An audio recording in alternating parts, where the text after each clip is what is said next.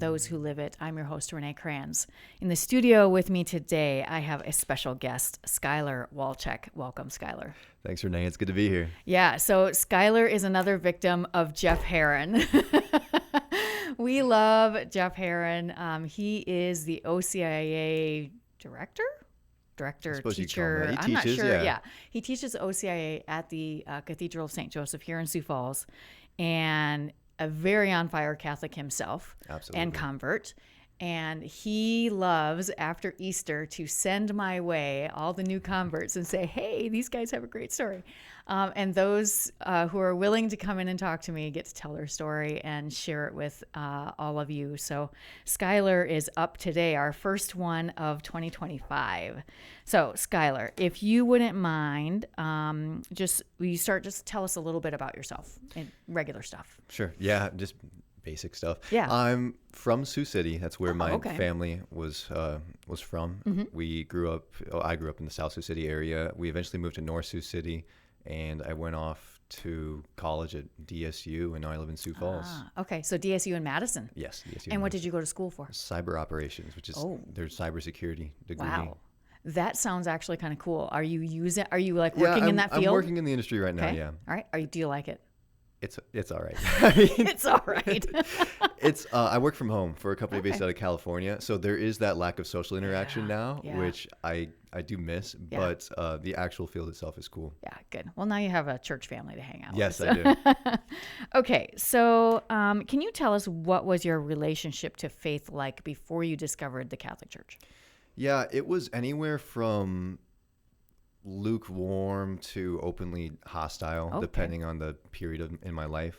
It was I was baptized Methodist when I was born, and that was where my family went for the first 5 or 6 years of my life. We went to a Methodist church, and that basically just meant we got put into a little Sunday school room and watched VeggieTales. Oh gosh. So I didn't really learn a whole lot of anything during that time, other than like Moses split the Red Sea. Sure. That's like the extent of their catechesis. Yeah.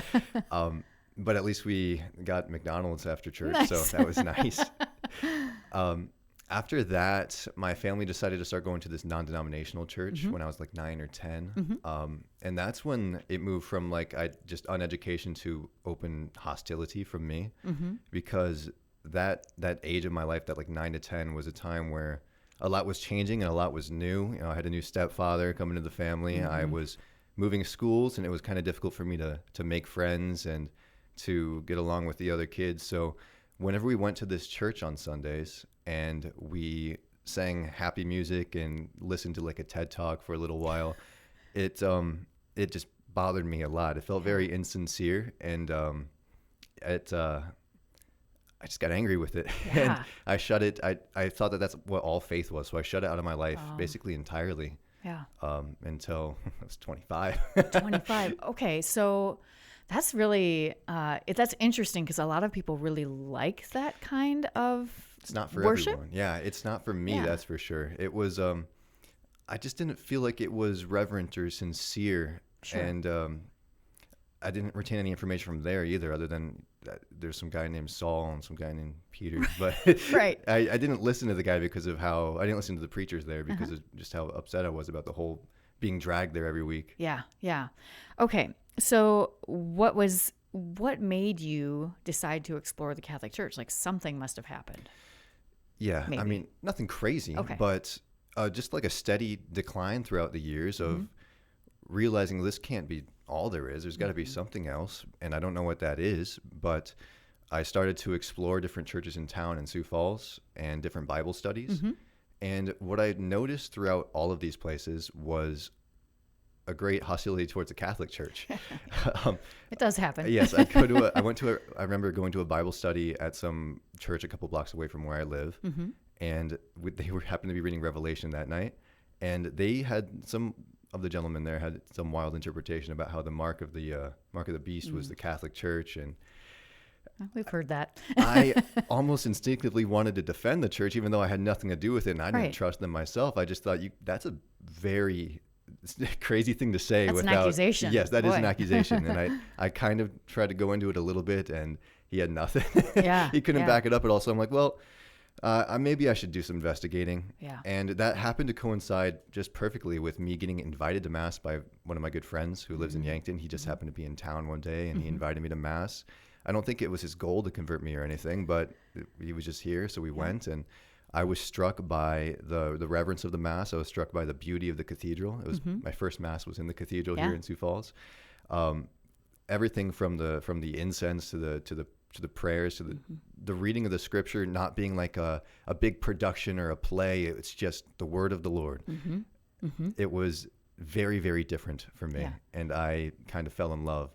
Now, granted, it took another year after that for me to join OCIA, but that's just how life is. Yeah. Was that your first experience with the Catholic Church? Yes. Yeah. But you'd known this was a friend you had and you knew was Catholic. I didn't know he was Catholic. No. No. No. That's interesting. Well, it's really good that he invited you, because a lot of times we as Catholics don't do that.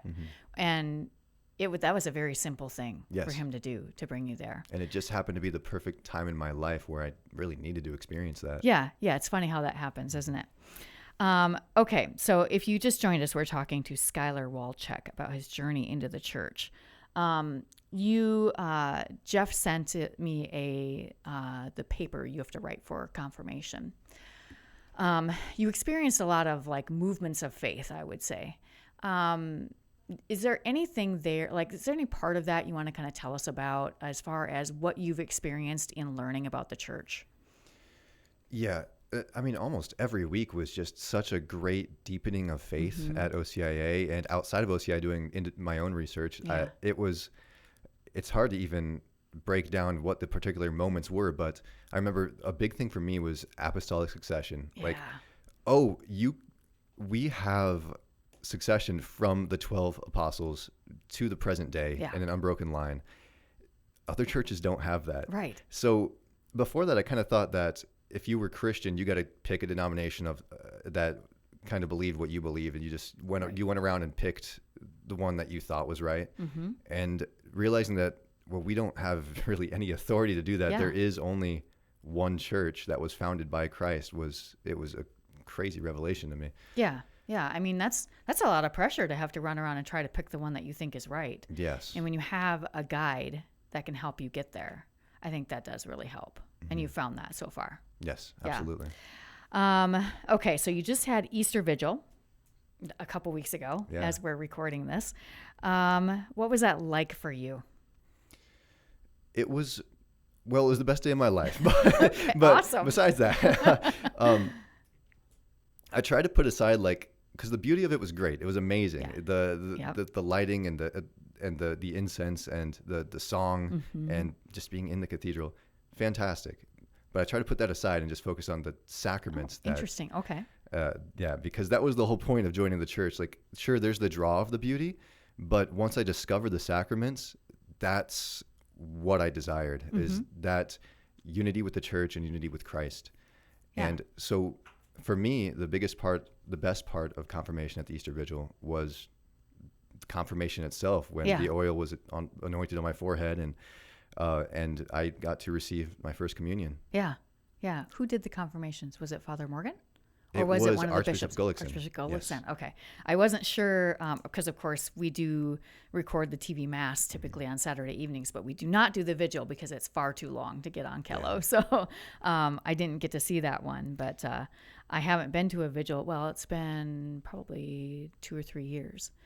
So that's your first Vigil. Were you prepared for the length? I was. We knew going into it, but who wasn't prepared for the length was my parents, who I managed to drag to it. And they're not Catholic. They are not Catholic, and that was a nice payback for all the years that I've been dragged to their services. I got them to come to this, and they sat through the 4 hours, but then they met with me afterwards, and they're like, "We are going to bed now." Okay, so I'm really glad they came. That was really beautiful of them to do that for you. Did they tell you any of their thoughts afterwards? Like, has that moved their hearts at all? Do you know? Yeah, it's only been a couple weeks. I don't think they were a fan, because there's a lot going on in a Mass, a normal Mass, a 1 hour long Mass. And for me, if I wouldn't have gone through OCIA, I wouldn't have understood any of the Mass either. There's a lot of moving parts, and it's all based in Scripture, and it's all so important. But if you don't know that, you're kind of just like, this is boring. And I Right. think that's why a lot of young people might be leaving for Protestant churches, is because it's more exciting. Yes. Maybe their education's not that, of the Catholic faith isn't so great. Right. So yeah, it was really tough for them, unfortunately, but I was able to come at them the next day and be like, you know, for a fact how impatient I am. You know that I would not have put up with 4 hours of that if I did not believe it and wasn't all in. Right, And they're like, right. yeah, that's right. Right. Oh, that's good. Like I said, I'm really glad that they came, because sometimes that can be really hard for the rest of the family who's not Catholic. What did they think when you told them you were going to become Catholic? They were supportive. If you don't mind saying. Yeah, they were supportive. All Yeah. of my family, I mean, miraculously was supportive. I did Yeah. not expect that at all. But other friends and coworkers and stuff that I have a close relationship with, I tell, and it'd be like, why? Like, Yeah. why would you want to do that? And at first, I didn't have a great answer. I'm like, well, I just want to explore the faith and see where it goes and see if they're onto anything here. Turns out they are onto something. They're Yeah, onto they everything. are. They are. And so I've kind of made it my goal to learn more about the faith so that I'm in a position to defend it and proclaim it to others if that situation ever arises again, where they have questions Yeah. about the faith. Yeah. And I'm not perfect at doing that, but I think I'm getting better every day, Yeah. and that's all I can ask for. Yeah, that's really good. Okay, so I'm going to ask you what your favorite part of Catholicism is, but I want to know first. You just mentioned that you're always kind of learning more about the faith. Like, do you have particular authors that you really like? Because this sometimes can be really helpful to people who are exploring. Right. So when I was first getting into the faith, one of the things that was incredible was YouTube. I mean, Totally true. so Father Mike Schmitz, he drew me in with his Why Be Catholic and Not Just Christian video. That's one of his most popular ones. Yeah. So I watched that and I was like, okay, I'll try OCIA. And I watched a lot of other Father Mike Schmitz videos, and a lot of the titles are basically, it's things that everyone wonders about Yes. Catholicism. Yes. And it debunks the major myths surrounding it. And I love Father Mike Schmitz, his excitement towards the faith and everything that he brings to the table there. But what I went into after Father Mike Schmitz was Bishop Robert Barron YouTube. I was just thinking that. Yes, because where Father Mike Schmitz brings the energy, Barron brings the depth. Yes. And that's what I really needed, was his deep dives into all the different pillars of the faith. Yeah, and he really, at least for me, I love Bishop Barron. He can really challenge you because he's not, he doesn't dumb down his language. So he sometimes can be challenging to listen to. You might have to dig your dictionary out once in a while. But usually, because of the way he explains things, he'll say something and then he'll explain what he's talking about. So that has been really helpful to me. Me too. Yeah, he helped kind of debunk this idea I had in my head that Christianity was just this set of stories that humans kind of evolved with that helped civilization function better, so that Right. we're nonviolent towards each other and that we kind of get along and we improve as a society. Right. But he made it extremely clear that no, Christianity is based off of an event that happened that was so important, so monumental, that people went around proclaiming it to their deaths. Yes. For hundreds and hundreds and hundreds of Yes. years. Still do today. And still do today, because it was an event that happened that was so important. Yeah. Yeah. And it's very well documented. Yeah. Yeah. He's so great at explaining Catholicism in that way. Okay. So do you have a favorite part of Catholicism? Yes. Right now, it is the Eucharist, Yeah. which of course it is. That's the whole point. But before I could receive, it was the daily scripture readings. Yeah. About Christmas time or sometime around December, I started actually reading the daily scripture readings. And I cannot express just how much of a positive change it is to have daily gospel readings in your life. It's great. And because it's a universal church, everyone's reading the same gospel readings every day. You have that to talk about, and you have that every priest is giving the same or similar homily on the same scripture every day. Yeah, you get that unity Yes. that you don't have in Protestant churches. That's always something I've never really understood. I've always appreciated the idea that the same Mass is happening all over the world on this day, but it could be anything in a Protestant church, and that's always been kind of a big something I've always noticed as a cradle Catholic. Okay, what's been the biggest blessing of your journey? It's been, I think, the changes that I've been able to make in my own personal life, with relationship with my family, has improved tremendously. Oh, that's great. Yes. Even though they're not like even considering being Catholic right now, No, at least that you know of. At least that I know of, no. But it doesn't matter because I have a stronger relationship with them, and I talk to them more often, and I visit with them, and not just my parents, but extended family too, who I just kind of didn't talk to for years. I've been back into that. A stronger relationship with my friends, and a lot of bad habits are gone. Yeah. Which is amazing. Yeah. That's actually something no one has shared as a biggest blessing, that their family life has improved. I really love that because that means you're actually changing as a person, which is exactly the point, right, of the Eucharist, especially. Have there been challenges? Oh, absolutely. Yeah. I knew it wasn't going to be an uphill battle. Actually, I knew I was signing up for nothing other than pain and suffering and persecution. He makes it sound so great. Yeah.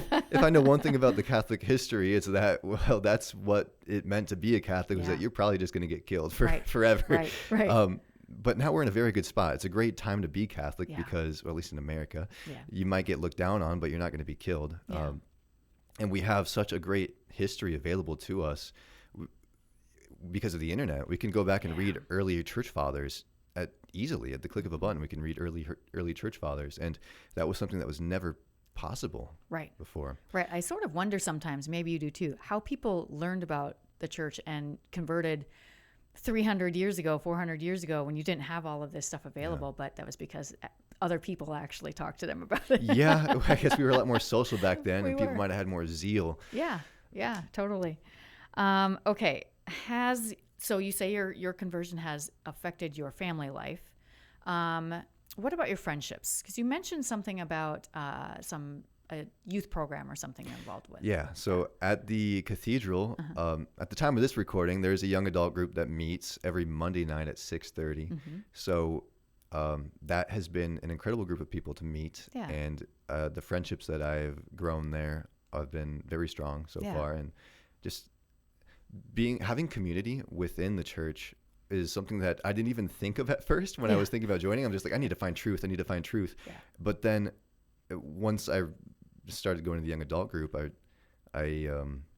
was fantastic because there's this group of people who shares the same beliefs as you, and that you can walk with in your faith and grow with your faith. So yes, if you are a young adult in the Sioux Falls area, definitely attend the young adult group at 6:30 on Mondays. Yeah, is that at the cathedral? At the cathedral parish hall. On the ground level. I think a lot of times people, especially coming from a Protestant background, sometimes feel like there isn't the same community in a Catholic parish, because it is. We do tend to be a little bit different than Protestant churches. Sometimes we aren't as friendly as we should be. We should do better. But these groups do exist in almost every parish. There's something. There's a youth group, Bible study, something. And if you want that community, if that's something you're searching for, you should really search for those things. So I'm glad you mentioned that. Okay.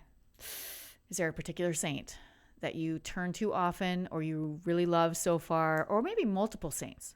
Yeah, I've got a few. Okay. It's Blessed Virgin Mary. I did not understand the unique role of Mary when I was learning about the faith and getting started. But once I came to understand her unique role, she's been like a mother to me. Yeah, she's supposed to. She's supposed to be a mother to me. The Blessed Virgin Mary, and then my confirmation saint, Padre Pio, is also a huge one.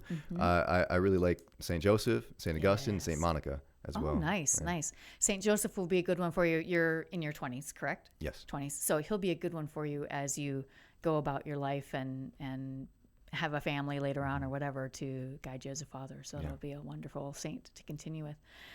All right, Schuyler, we are pretty much out of time. I really appreciate you coming in.